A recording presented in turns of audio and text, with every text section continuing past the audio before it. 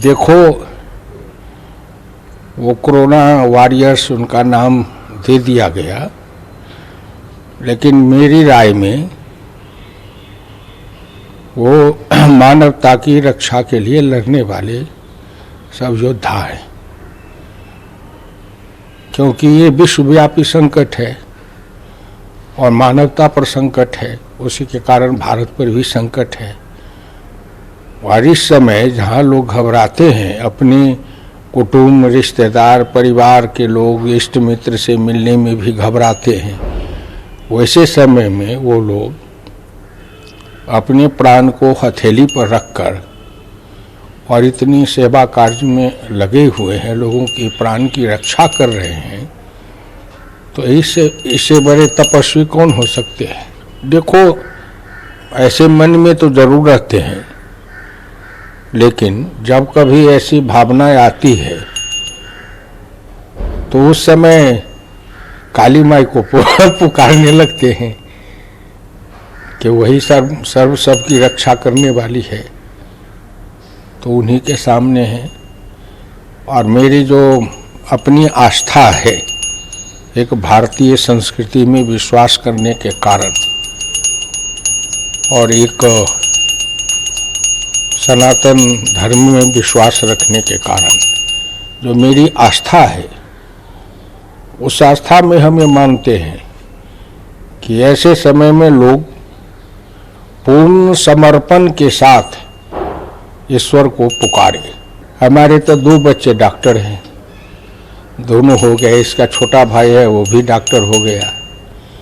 एक मेरा पोता है, वो भी पढ़ रहा है। तो अगर मान लो जो राजनेता हैं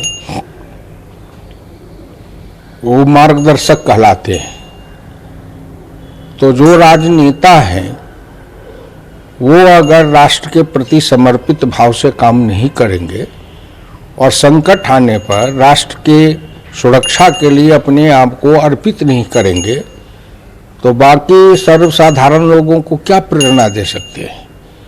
ऐसे समय में है जो मैंने शब्द कहा, पूर्ण समर्पण। पूर्ण समर्पण का मतलब है तन, मन, धन सबसे इस राष्ट्र के प्रति अपने को समर्पित करें कि ये राष्ट्र बचेगा तभी न सब बचेंगे। ये मंदिर, मस्जिद, गिरजा, ये जितने गुरुद्वारा, ये जितने धार्मिक स्थल हैं, ये राष्ट्र बचेंगे तभी ये रहेंगे।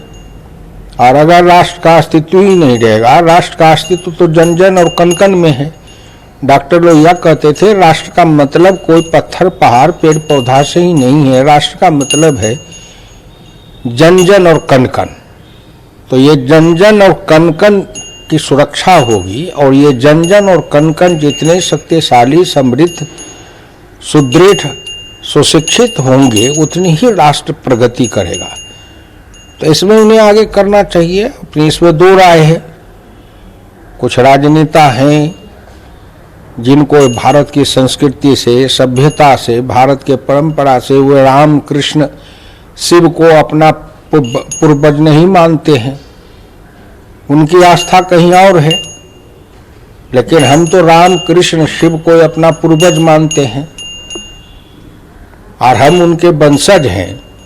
तो हमारा ये परम धर्म है कि हमारे पूर्वज ने इस राष्ट्र के लिए जो अपार कष्ट सहा था, तो हम भी अपने राष्ट्र की सुरक्षा के लिए उनका अनुकरण करें, अनुसरण करें और अपना सब कुछ इस राष्ट्र के प्रति अभी समर्पित करें। मैं सफदरजंग हॉस्पिटल में सीनियर रेजिडेंट हूँ और अभी मेरी ड्यूटी इमरजेंसी ओटी में लगी हुई है, क्योंकि इमरजेंसी ओटी में जब भी पेशेंट आता है तो हम लोगों को पता नहीं होता कि उसका कोविड स्टेटस क्या है। हमें एकदम पेशेंट को ओटी में लेना पड़ता है, तो उस समय थोड़ा दिमाग में स्ट्रेस, टेंशन तो रहती ही है, पर हम फिर भी सारे प्रिकॉशंस के साथ ही ओटी के अंदर जाते हैं और ऑपरेट होता है पेशेंट। घर में तो सब मुझे हमेशा यही बोलते हैं कि चिंता नहीं करनी, डर कभी दिमाग में नहीं रखना। और जैसे कि फूफा जी ने कहा, वो काली माई को मानते हैं, तो हमेशा हर वक्त मुझे उन्हीं की शक्ति देते हैं, बोलते हैं काली माई सब अच्छा करेगी, तो कभी परेशान या चिंता डर मन में मत रखना। बिल्कुल तैयार हूँ और बिना डर के अच्छे से अपनी ड्यूटी हम लोग करेंगे।